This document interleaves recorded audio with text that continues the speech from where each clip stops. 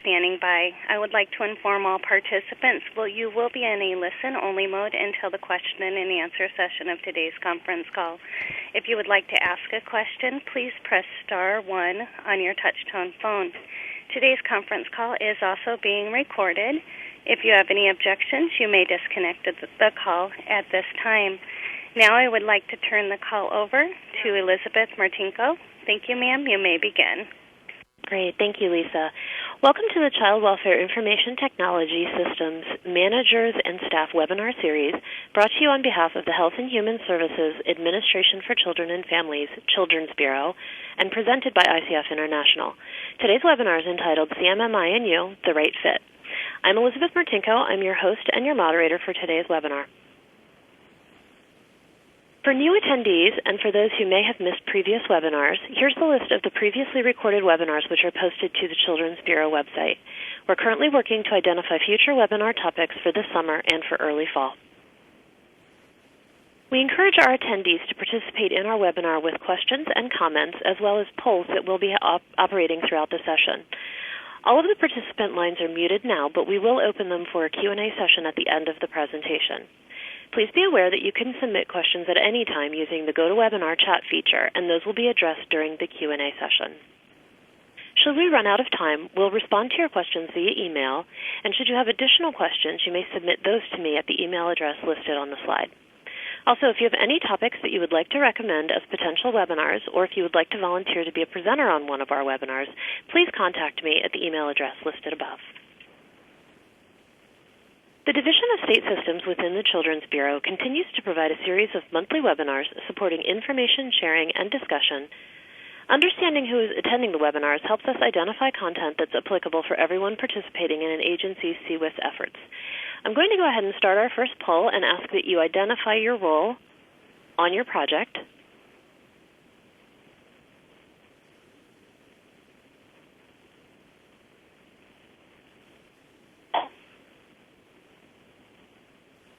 And for the first time ever, our technology is failing me and has jammed on the poll.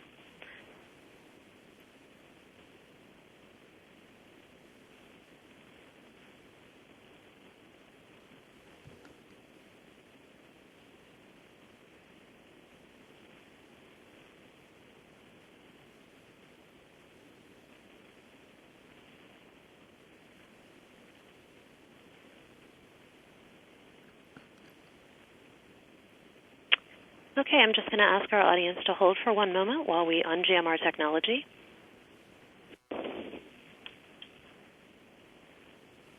While we wait, I'm going to go ahead and introduce today's presenter. Audra Stewart is a certified Scrum Master with over 17 years of experience in information technology, including software development, cybersecurity, information assurance, process improvement, and quality assurance. Ms. Stewart has worked extensively with various software development lifecycle models, including Spiral, Incremental, Waterfall, Iterative, and Agile. She currently leads the ICF Agile Working Group, an internal team focused on training, coaching, and assisting project teams in transforming and adopting Agile practices. In her current role, she serves as the Quality and Process Improvement Manager at ICF International, which includes ensuring that the organization maintains a credible CMMI Maturity Level 3 credential. Audra, I'm going to ask that you go ahead and start your presentation while I restart the GoToWebinar software. And if folks on the phone could just hang in there, we'll have the visual up for you in just a moment. Okay, excellent. Thank you, Elizabeth. CMMI and you, is it the right fit? The short answer, maybe. Today you'll learn more about that and perhaps be able to make an educated decision. What about all of the other models that are out there? I like to refer to this as models, processes, certifications. Oh, my. We'll have polling questions that we'd like your feedback on as part of this section of the webinar. We'll review the results once the poll is closed, and, of course, once the technology will allow you to participate in the poll. So we'll come back to that polling question. The first slide that you aren't able to see at the moment is slide 7, which is a representation of the traditional approach to project management. Before we evaluate which process improvement models or best practice models are right for your organization, let's get on the same page about models. Let's take the traditional model, for example. Initiate, plan, and design, execute, monitor, and control. And lastly, closing. Simple, right? This is the model we're most familiar with in project management and the PMI, the Project Management Institute, would agree that these are the most common project-level approaches to project management. The next model that I'm sharing with you is the Agile project management approach on slide 7. More specifically, Agile delivery of business value to end customers. Some of you may already be using Scrum, Kanban, or even Lean principles in the management of your projects or perhaps at the state level.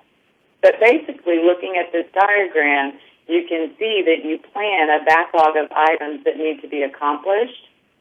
You perform iterations, some of you may refer to them as sprints, and conduct daily reviews, typically if you're using a Scrum approach.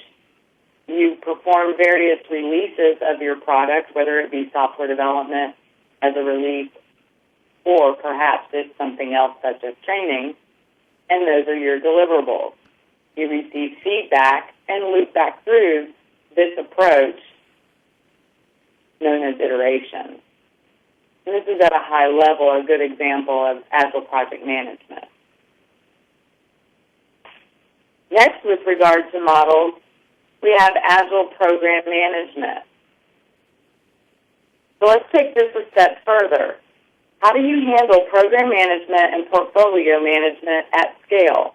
What if you have multiple teams across an enterprise or an entity that need to be following similar practices for the most part? How does it all fit in?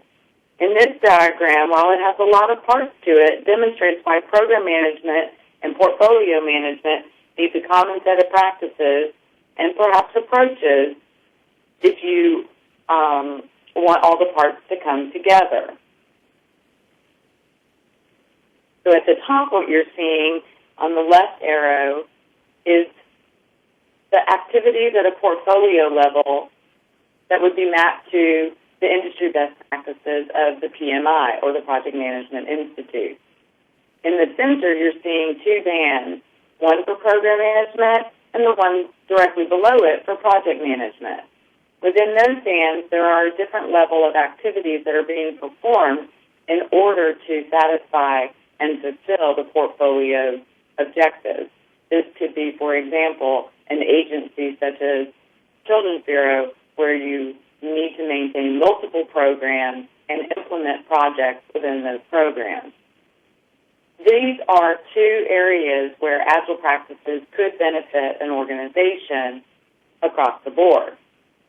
At the bottom banner, you're seeing operations or the service line. Some of you may be familiar with a term known as IDLE. What's important here is that it's service level management, and operations needs to interact with all the other levels of a program or portfolio-based organization, and sometimes having a different model to implement those activities is necessary and perhaps required. On the right-hand side, there's various terms listed here, some that you may be familiar with, but in reality, there are programs that require federal considerations, such as compliance with regulations, perhaps the type of acquisition or the color of the money that you're using to run your program organization or your agency are factors that need to be taken into consideration. And so those are listed as just an example or a representative sample of the types of things that need to be considered throughout an entire program's life. So one of the polls that we wanted to conduct at this juncture was, have you ever worked with any of these system development models? If you could participate in the poll, that will give us an understanding of how much exposure you've had. And Audra, it looks like the software is back up and running and the polling feature has not crashed. So we've got about 30% of people who've cast their vote. If I could ask all of you to just go in and let us know what your experience is, that would be really helpful to us.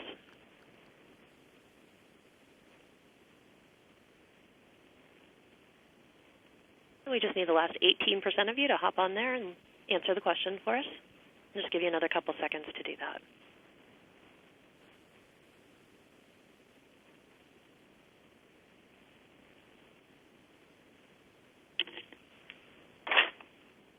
Okay. We have almost everybody having answered the question, so I'm going to go ahead and close this one and share the results. And there we go. We have 87% that have experience with traditional waterfall, 47% Agile Scrum, and 13% Agile Kanban. Excellent. So this gives you all a feel for each other as to where most of your experience lies with regard to models, and it's not uncommon that traditional or known as waterfall would be the one that most of us have exposure to. I know it certainly was one of the first that I learned. So let's take that information and let's talk about it a little bit from the perspective of common sense. Can I just use common sense, please? There's so many models out there. Let's take a look at that further. There are many acronyms available to us with so many of them. It's common that people don't understand what they're supposed to be doing, why they are doing it. If, for example, your organization adopts Agile and the constituents of your organization don't understand Agile or Kanban or Lean Kit or CMMI or PMI, they don't know what they need to be doing. They just don't know what they don't know. And some do and will ignore the processes anyways.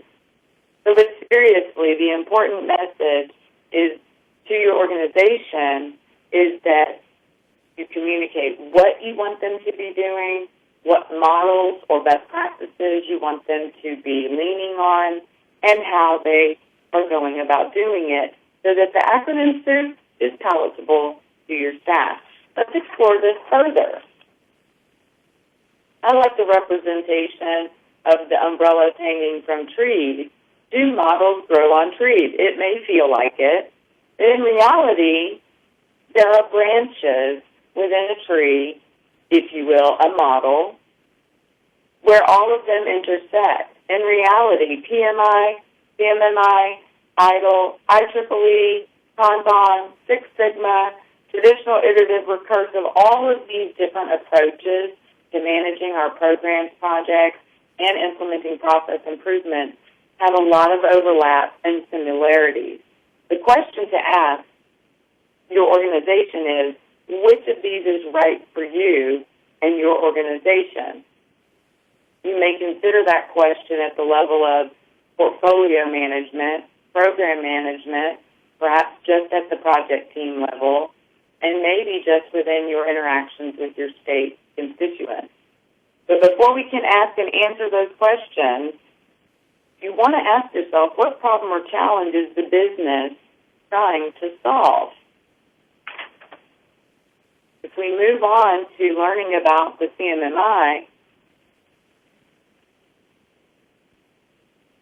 it may help you identify some solutions to your problem statement. So what you're seeing on the screen is an example of the CMMI, known as the Capability Maturity Model Integration, a representation of it with its 5 maturity levels. At level 1, you will see that it's considered initial. This does not yield a rating to any vendor or organization. It basically says, we have processes, we're following them, no, we haven't written them down, perhaps we're not controlling them, no one's enforcing anything, it's largely reactive.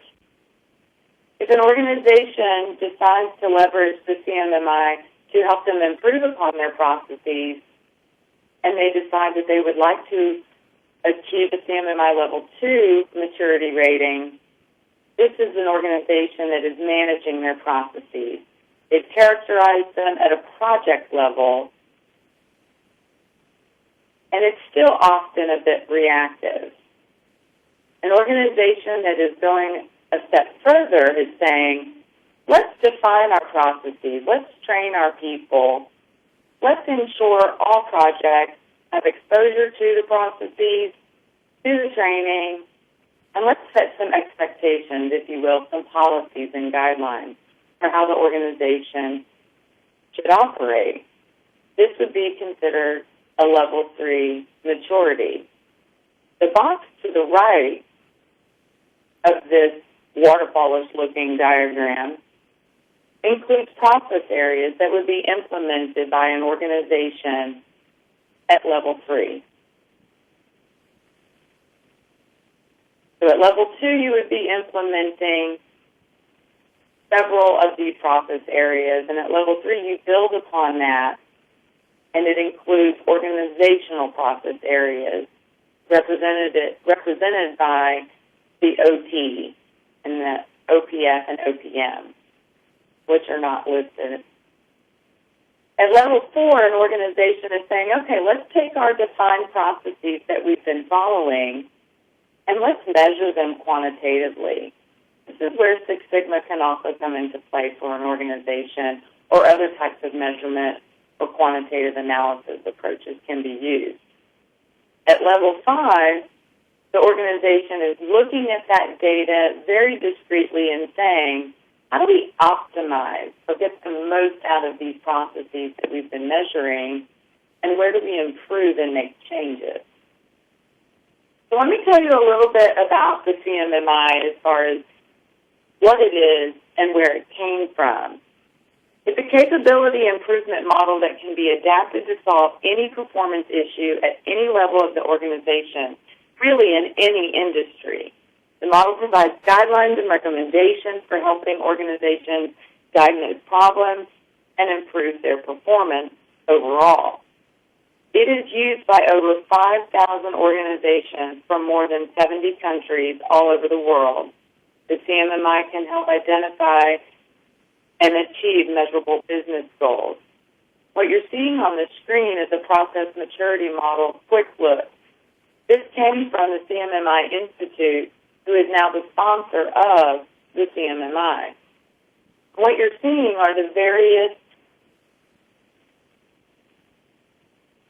appraisal responses from different parts of the world. For example, Asia has had 6,412 appraisals. 56% of their organizational population is using the CMMI. And that has increased over the years. North America is still using the CMMI as a best practices framework, but certainly not as much as Asia is.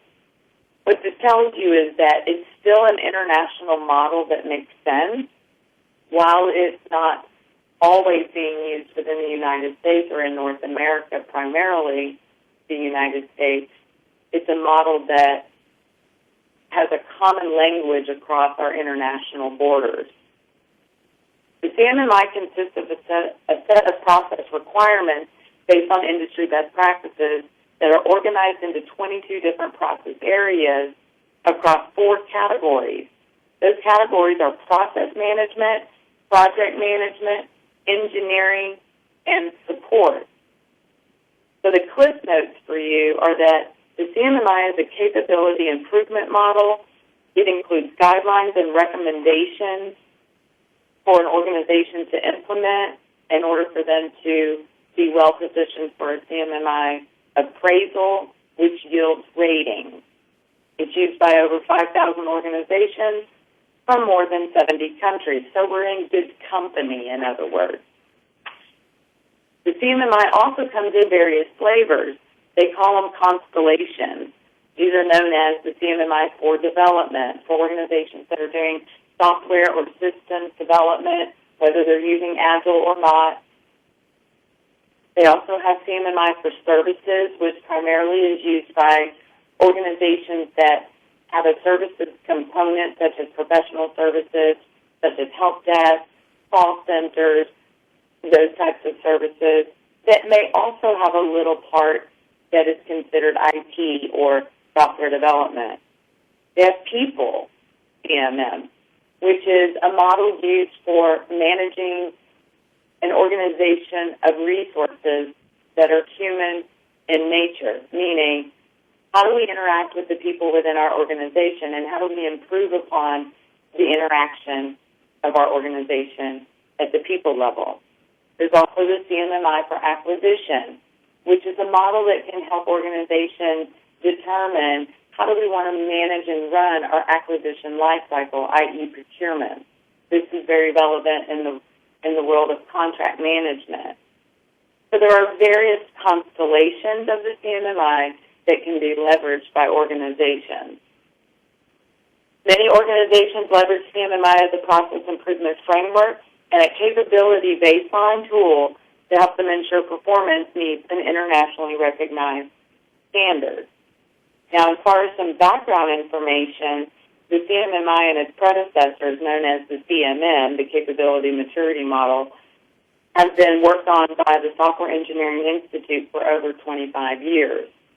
Now, the Software Engineering Institute was funded by the Department of Defense for many years as a research and development tool so that the DoD could have a measurable way to work with contractors, i.e. consultants, i.e. vendors, so that when they were doing software development or systems development or ship systems building or airframe development, aircraft development, etc., they would be able to have a common language between all of those types of work and deliver a result of high quality. In 2012, the DoD decided that it wanted the SEI to focus all of its resources on evolving other technologies more urgent to the DoD, and they believed that the CMMI had reached a level of maturity that it no longer needed to be its sponsor. Therefore, the CMMI Institute came about, where Carnegie Mellon, the university, is basically the sponsor for CMMI at this juncture. You can go out to the CMMI Institute website and see all about it. So let's take this information a step further. So what if your organization does want to leverage CMMI? We'll talk further about models on the next slide, where we take a look at the CMMI ideal model. What you're seeing on the screen in this graphic is basically an organization has a stimulus for change of some kind. Context needs to be set for the type of change that is needed, and sponsorship needs to be developed. This is a model for improvement, and the CMMI has coined the phrase the ideal model. So it has multiple phases: initiating, diagnosing, establishing, acting, and learning. And within each phase, there are very specific activities, such as creating a charter, characterizing your current state. That would be doing an analysis of your current capabilities against a particular model. Say, for example, you wanted to assess your organization against the CMMI for development. Then you would do a gap analysis based on that in your diagnosing phase. And perhaps you already know some of the areas of improvement in your business, and so you would add those on and perhaps try to align them to where the CMMI might help you to address them. You would then develop recommendations, set priorities, develop a tactical approach within your organization, create action plans, derive some solutions, perhaps pilot and test some solutions within your organization, refine those solutions, implement them across the board, analyze and validate, and propose future actions.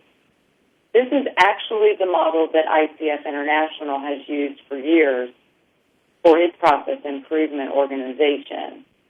For more than 8 years, I've been managing our process improvement organization, and for more than 15 years, we've had a capability in-house of leveraging the CMMI ideal model as a way for us to look at and solve our business challenges internally, or perhaps optimize the business processes that exist.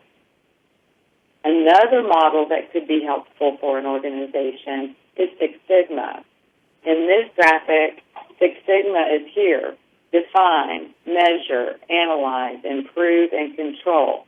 You'll notice that a lot of the same terms are used in Six Sigma as are used in this process improvement model known as CMMI Ideal. Six Sigma may be used in an organization that is interested in perfecting its process as close as possible to being a defect-free organization. This is not necessarily the most appropriate for all organizations, but perhaps part of your organization would benefit from it. It's often used in manufacturing or as part of lean principle adoption. Project management, while it is not a process improvement model, could be seen as a way to improve upon your work. And that's why it's represented here as plan, do, check, act. You may have heard these terms before with regard to project management. And the bottom line is you do some level of planning, you perform the work, you check in on your work, and you see how that work is going against the plan, i.e. monitoring and controlling it, and then you take action. Some may refer to it as corrective action, others may refer to it as improvement, and you basically continue through that process over time. So these are some examples of models at work and what's included in them. So let's have a polling question to see your level of experience with any of these models. Okay, Audra, I've gone ahead and opened up the poll, so I would ask our participants to go ahead and let us know. The question, which of the project management models have you worked with or are you working with currently? You can choose multiple answers. We have a little under half of you that have voted, so if the rest of you could just jump on there and let us know what your experience has been with these different models.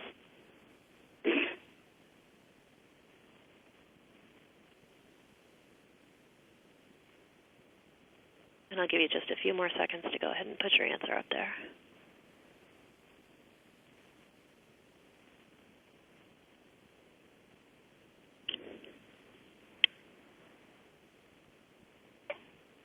Okay. With about 80% of our audience voting, I'm going to go ahead and close the poll. And there are responses. So it looks like 15% CMMI Ideal, 23% Six Sigma, 46% Project Management Institute or PMBOK, and 77% state-level or agency-specific PMO models. Excellent. This is also very insightful. And in our question and answer session, I'll ask some questions around the PMO models. Thank you for taking that poll. It's very helpful. So let's move to the next area, which is reality checks and takeaways. So I hope you've heard this on the radio before. It's the Washington Post of, if you don't get it, you don't get it. This is really going to take us into the next part of this webinar. So let's go forward with that and talk about risk. It's in there. There's one way to think about if we don't get it, we don't get it, which is an organization must truly embrace whichever model or approach they are going to leverage, train their people, and have identified risks associated so that they can move from the paradigm of magic and art to the other side, which is where risk is reduced in the realm of predictability, repeatability, and some may call that more science or hard science and engineering. The idea is that we would move from heroics and luck and agility and unpredictability to a more productive, higher quality environment And that typically comes with an organization setting the tone, setting the practices, training their people, listening to their needs, and then moving into what we call a monitoring phase, which is ensuring that it's being performed. This is not an easy task. But models are a great way to help us with that. Let's look at that a little bit further and talk about what's in it for me. So here are some questions that you may be asking yourselves, and you may have other questions that you've been asking yourself. I bet you'd want the answers. So let's look at the first question. What do I get when a vendor has a CMMI rating? Vendors do not have, get, or do CMMI. That's one of the first things that should be known. They leverage the model and create policies, practices, techniques, possibly templates for how they do business against a CMMI model. So, for example, if my organization has adopted the CMMI for development, I have 22 process areas there that I need to demonstrate my organization is implementing. Well, what if my organization has 3,000 projects? Are all of them doing all of these processes? Likely not.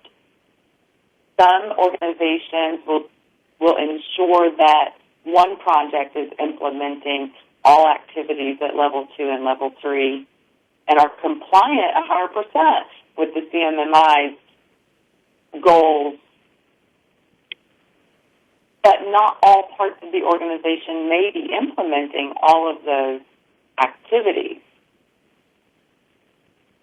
On the opposite end, an organization that has 3,000 projects may not need to have all of them following the exact same process or the exact same set of processes because perhaps the business is different. It's very important to understand your organization and its business and not apply a general rule to the organization as a whole, but fully understand its dynamics, its processes, and the nature of the work, because there may be multiple approaches to performing that work.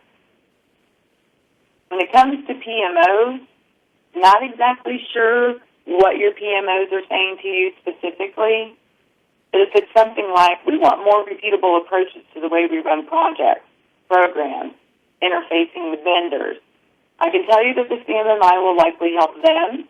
It could likely help you if they understand how to leverage the model as a tool, but not as, say, for example, as the Bible, as this is the de facto way of doing business, which can sometimes create a rigidity that doesn't allow for the business to be flexible.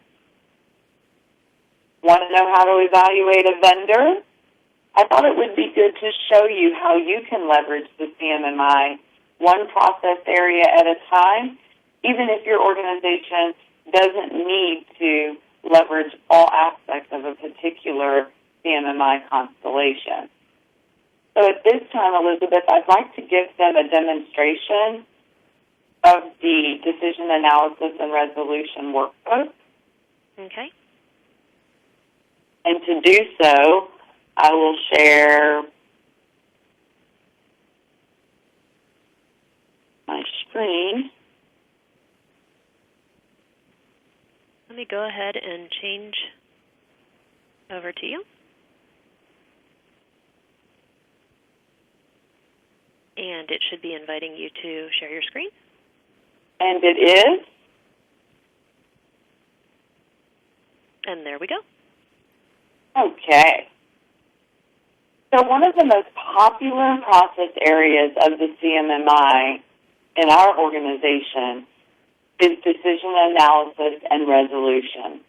This is a process area of the CMMI that allows an organization to use a quantitative approach to make decisions, significant decisions, such as which vendor should I use for a particular contract?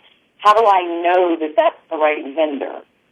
So one of the things that we did in implementing the decision analysis and resolution process was to create a workbook that would allow us to do quantitative and qualitative analysis of particular vendors. You could also leverage it for various technologies. So what you're seeing on the screen is a workbook where basically we've created a template. This is actually the template that our staff would use, where they are able to fill in this information specifically for the decision that needs to be made. They would conduct an evaluation, and then they would make a decision and document that decision as to why they came up with it. So what I thought I would do is share with you one that is fully filled out so that you can see an example of how you could leverage one of the process areas of CMMI. So one of the first things you have to do is decide, what decision am I making? And in this case, we're selecting a subcontractor to provide web design services on a particular project or contract.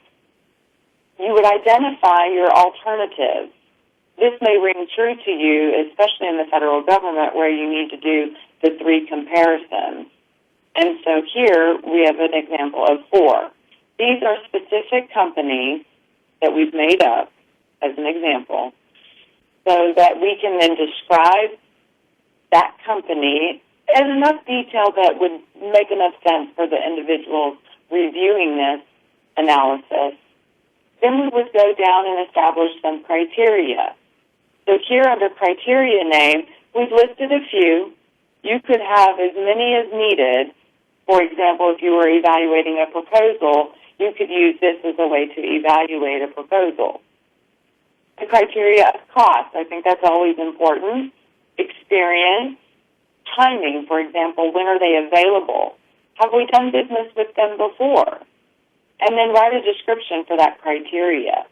So I'll evaluate cost as the most important factor in the decision as we have a tight budget.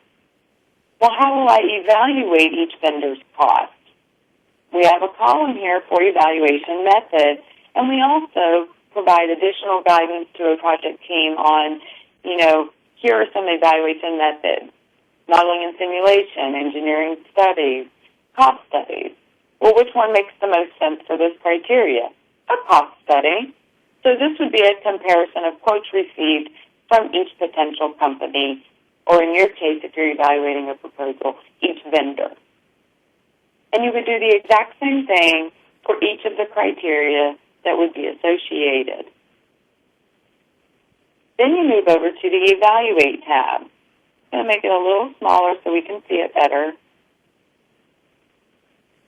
Here is where you will see that the criteria we entered in the Prepare example automatically comes over. From there, we can see that there's a column for applying a weight. It's important to identify how important are the criteria. Well, first you must set a scale. And that scale for us is 1 is the lowest priority and 3 is the highest. So because that's our scale, we are able to evaluate each vendor's cost at a weight of 3, which in this case is of highest priority to us because we're mostly budget constrained for this example. And then this is a 2, a 1, and a 2.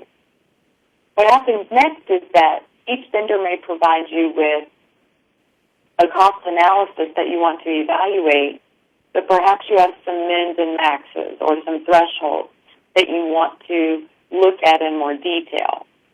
In that way, you can break up your ratings from a scale of 0 to 5, and in this case, 5 being the best option. As you move to the right in this workbook, you'll see that each company that we're evaluating has populated at the top, which allows us to do quantitative analysis against each vendor based on this specific criteria. So in this case, we would rate the vendor based on cost and say, well, they came in at $2,500 to $5,000 a month for this particular service. And so because our rating details give it a 3, we're going to give it a 3.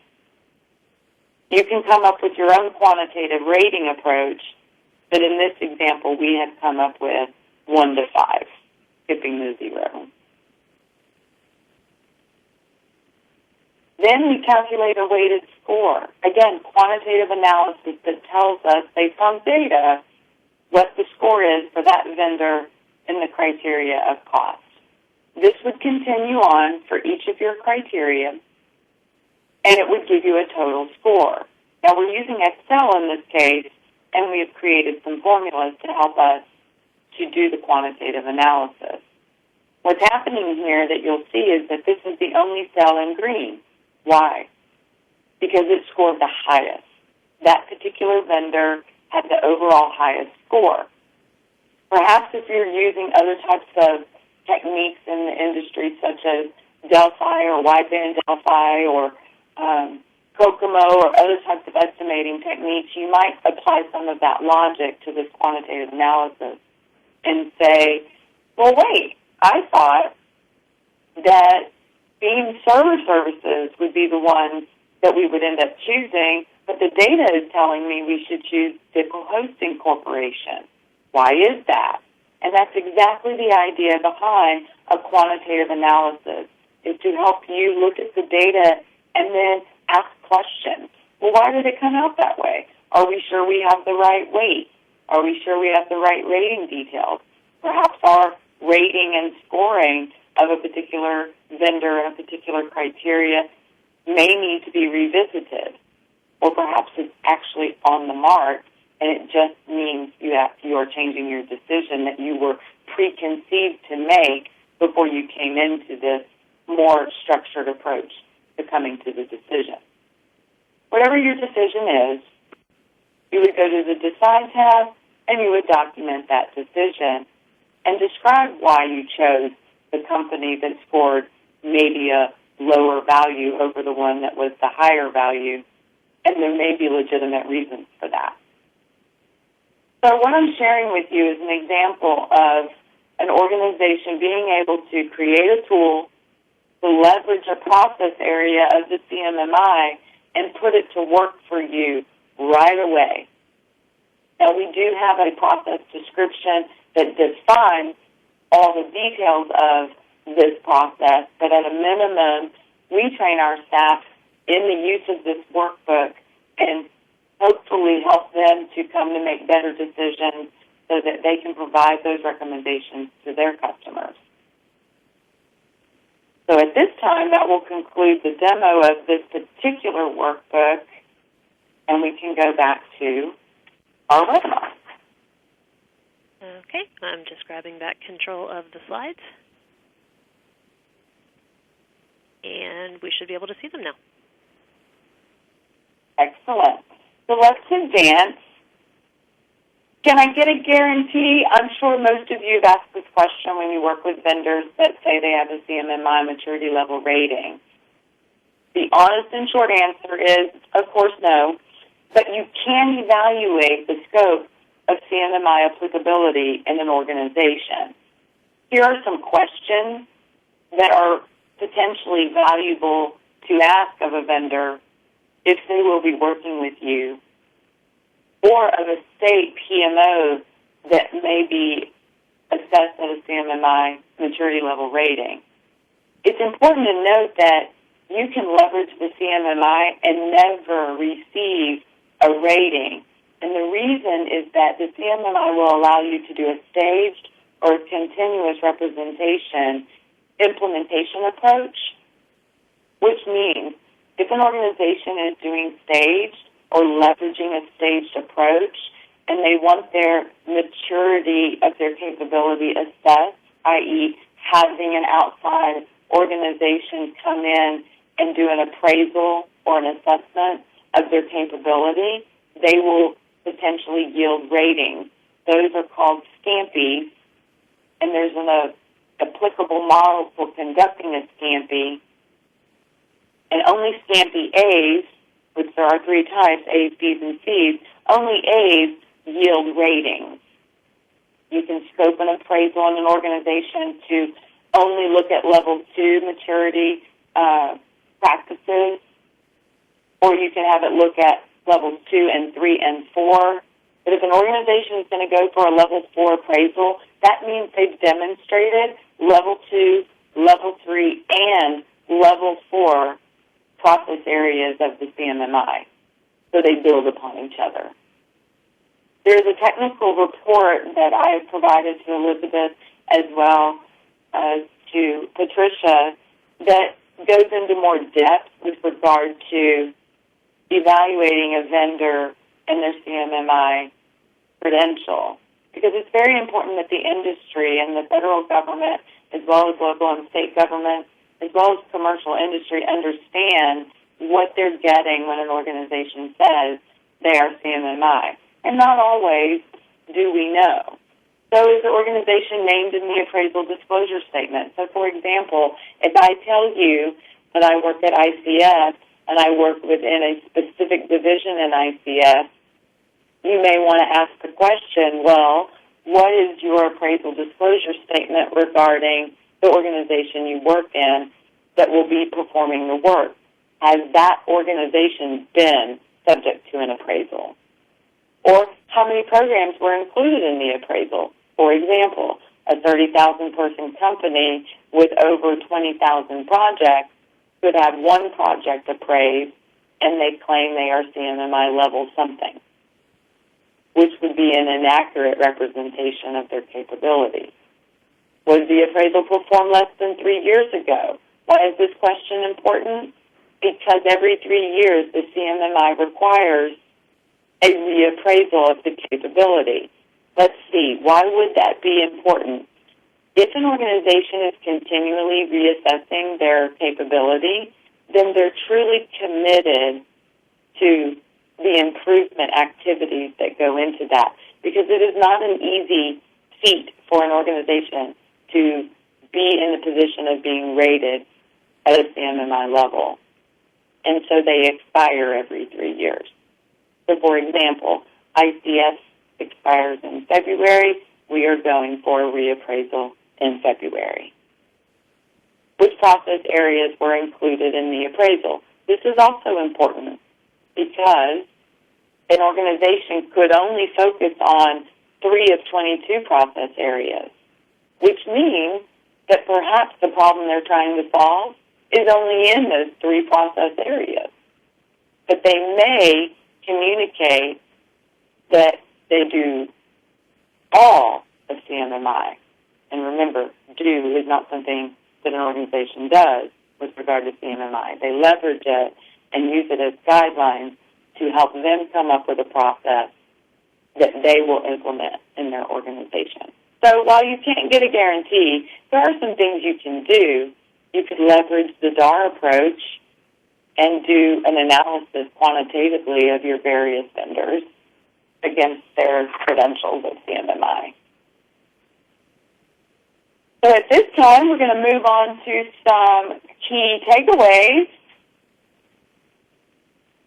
So process improvement is a journey, whether it's at your state levels from a PMO perspective or within your particular agency or in private industry. No model will solve process challenges on its own. It's people, processes, and tools. Processes and practices are implemented by people. In order for them to succeed, we have to give them what they need in order to do so. And that can be a hurdle to overcome in an organization. Right-size your program management office processes by assessing the needs and or gaps. And you could leverage the CMMI ideal as an approach to doing that. So at this time, I've come to the end of the presentation, so that's all, folks. I'm able to open it up to questions, Elizabeth, if you think the timing is appropriate. Sure. First, I just want to take a minute and give you a huge thank you. And when I asked you to do this presentation, I didn't know that you were prepping ICF for recertification in CMMI. So I thank you particularly with the timing for taking time out of your schedule to put all this together and present it for us. And also for dealing so gracefully when our software crashed on us. So I really appreciate that. Lisa, could you give us instructions on how folks can line up on the phone for questions, please?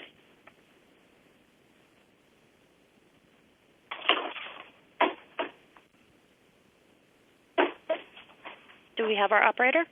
Thank you. At this time, if you would like to ask a question, please press *1 on your touch-tone phone. You will be prompted to record your name prior to asking your question. Again, if you have a question, please press *1 on your touch-tone phone.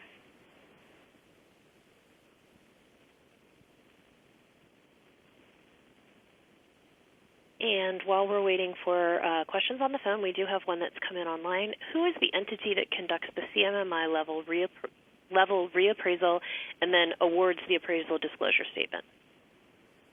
That's an excellent question. So, the CMMI Institute, which is now the organization that sponsors all of the CMMI models and the products that come out of the CMMI, they require what they call CMMI lead appraisers to go through extensive training in the model and in the SCAMPI ARC requirements, which is the required methodology for conducting an appraisal.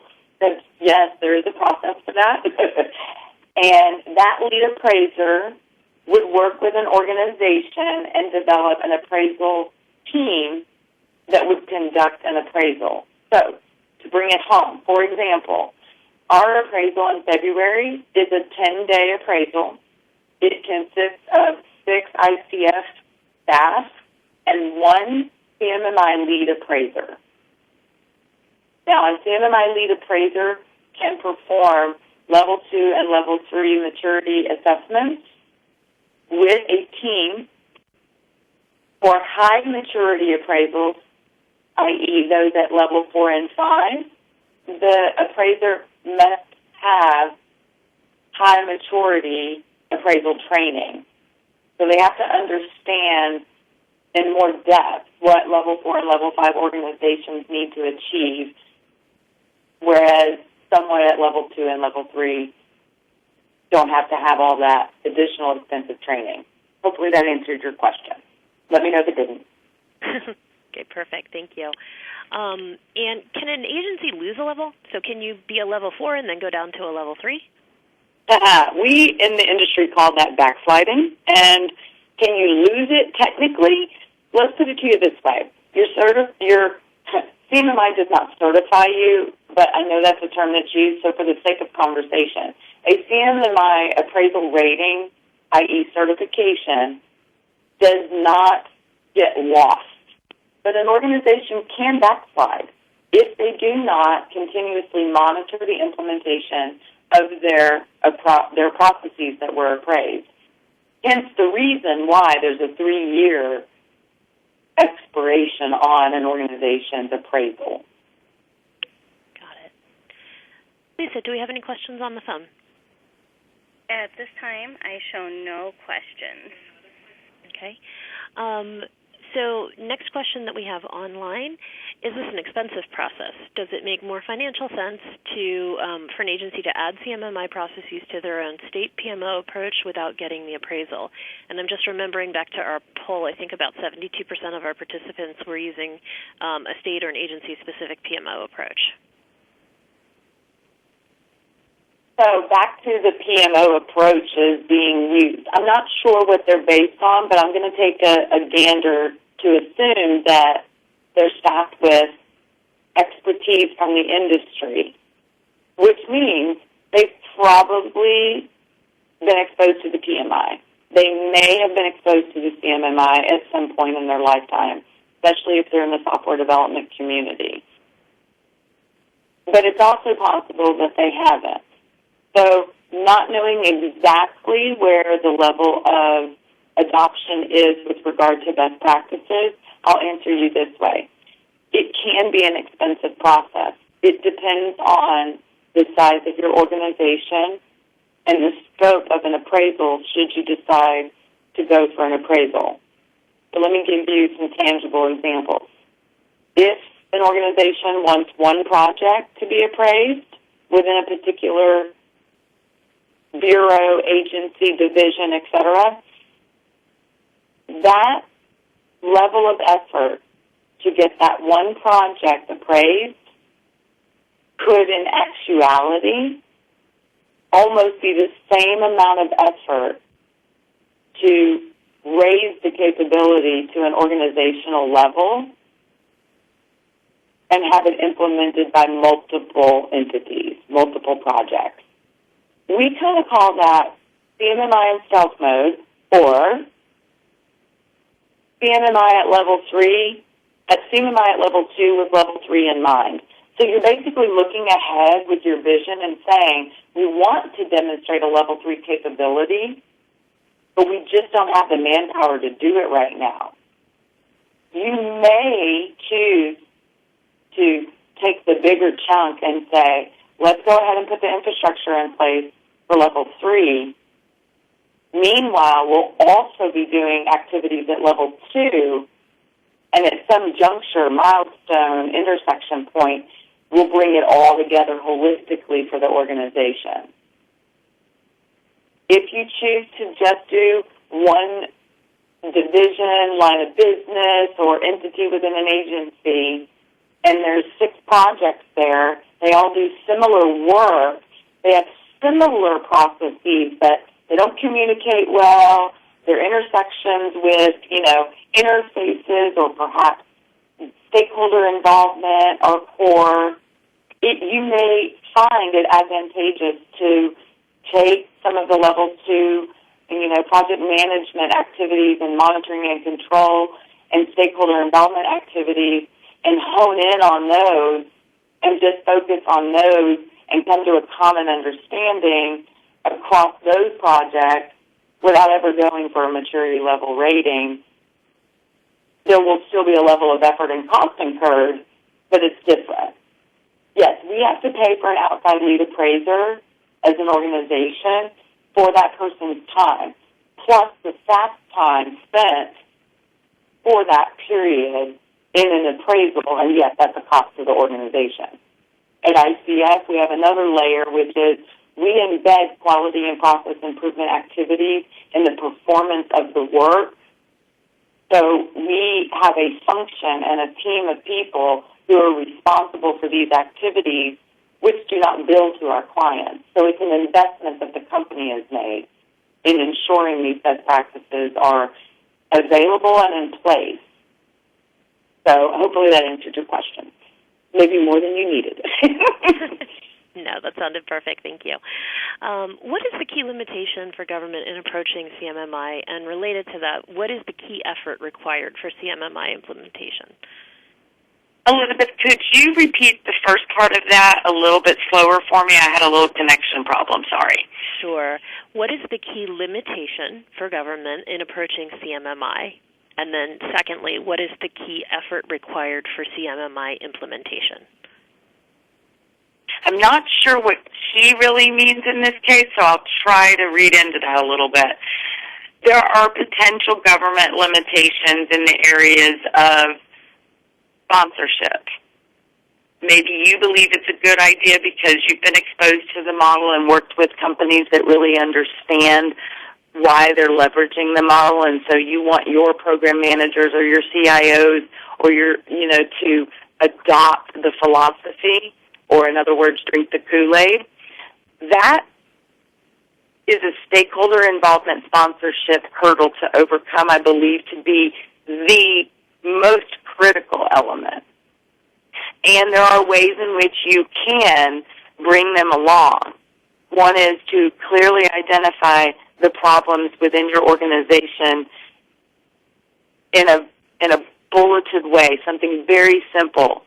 Tie it to business value. What is lacking in the organization because we perform poorly in this area? And what would be your to-be state, and what could be the business value associated with that to-be state if you were to implement specific activities based on the guidelines of the CMMI? That package right there is informational to your senior management, and sponsorship is critical. So that could be a key limitation because there may be some folks who believe that the CMMI is archaic, shouldn't exist, isn't relevant, etc. And I understand why, because there are implementations of it in the industry that make you feel that way. So it's all about how you employ it. The second part of your question, Elizabeth, would you repeat that, please? Let me see if we still have it here. Key limitations. Yeah, and what is the key effort required for CMMI implementation? Okay, so again, you're not implementing CMMI, you're implementing process improvement practices in an organization. Therefore, it's a hard question to answer because depending upon how big your organization is, how many of your processes you want to improve over time can dictate cost. So to make it tangible for you, for example, we've implemented CMMI Level 3 for over the last at least 15 years in a holistic way. We've invested in over 8 appraisals during that time at Level 2 and Level 3, as well as having a staff internally that manages the process and performs an auditing function so that our processes do not become stale. We're constantly taking feedback from the users of the process and improving upon it to meet the needs of our customers better. So an exact key element here is right-size it. If you want to achieve a maturity level rating, and that's critical, then yes, there will be an investment, a level of effort, and cost associated. To give you some perspective, when we did it, we had 2 people developing the processes. Initially, we created a software engineering process group of 20 constituents that it was not their full-time job. And we had them go out to the projects and grab the best of the best, the cream of the crop examples of what they were doing. We came together as a working group, evaluated them against the CMMI in a particular process area, and determined what's the right size of this for our organization. We developed it, then we piloted it, then we rolled it out organizationally.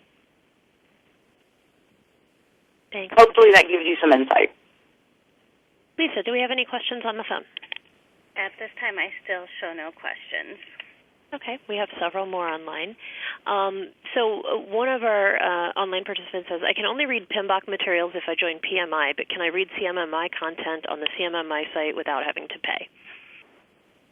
The answer to your question is yes. Excellent. The CMMI model for development, services, etc., are available on the CMMI Institute. One caveat to that is this.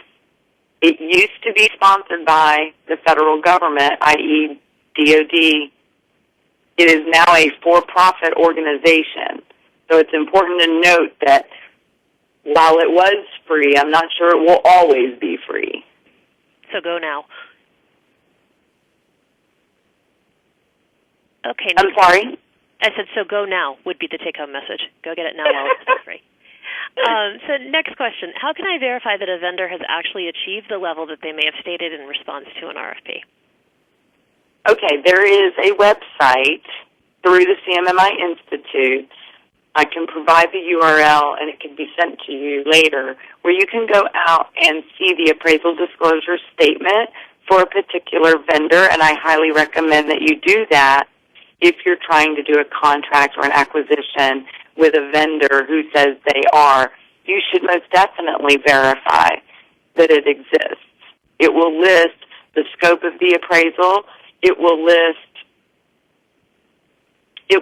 the projects involved, the entity or the specific organization that was appraised, the percentage of the organization that was included in the appraisal, and what level and what CMMI model they're using.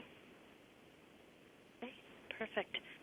Next question. Now that Carnegie Mellon owns, operates, and supports, what do you think the future is for CMMI? So that's an excellent question. I was just doing some research on that, as a matter of fact, in preparation for this webinar. And they are expanding how they view the world because they realize the world is changing in front of them.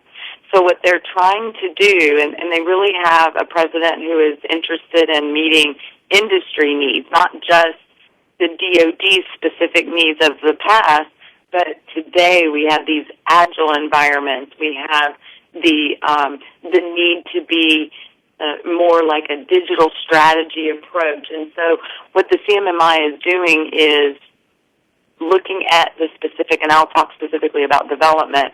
They're looking at the development model, and they're thinking of ways that they could remove some of the less valuable practices that are included in the model, and they want industry to feed them that information by going out to their website and submitting change requests so that they can know specifically what is valuable to you within your organization and what isn't. They're also wanting to change the way in which appraisals are performed and conducted, minimizing costs to industry so that more and more folks will continue to have appraisals and be recognized for that standard. They're modifying the model, which they did in their last release of it, version 1.3, by including specific language related to if you're an Agile implementation, here are some case studies, and here are some modifications in the way an organization may do the work. And one way to think about it is where we used to have binders on the shelf for everything, we now have websites and web-enabled tools how we perform our job. So how do we show evidence that we're doing something? So they're working towards improvements in that area as well. They're also evaluating their appraisal approach so that they can respond to some of the feedback they've been receiving over the last few years. Thank you. Lisa, do we have any questions on the phone? At this time, I show no questions or comments. Okay. All right. Well, then I'm going to go ahead and wrap things up for today. Audra, I just want to thank you again. I know you put a great deal of time and thought and effort into this presentation, and I think you shared some really valuable information with us. So thank you again for agreeing to be our participant today and bringing us all a little bit further in our understanding of CMMI. Thank you so much. It's my pleasure. Okay. So to our audience, I hope that the information we shared with you today was informative and valuable. I want to remind you all to register for the June webinar once that announcement is released, and that will go out over several of the Children's Bureau listservs, so keep your eyes peeled for that. If you have any questions regarding today's topic that you didn't get a chance to ask, or you'd like any information about any of our scheduled webinars, or particularly if you would like to either suggest a topic or volunteer to be a presenter, please contact me at the email that's listed above. That's elizabethmartinko@icfi.com. I also want to remind you that this webinar has been recorded and will make it available online at the Children's Bureau's DSS website. When it's complete and posted, we also will notify you via the SOCWIS Managers listserv with the link. And with that, I'd like to close things up for today, and thank you all for your time and participation.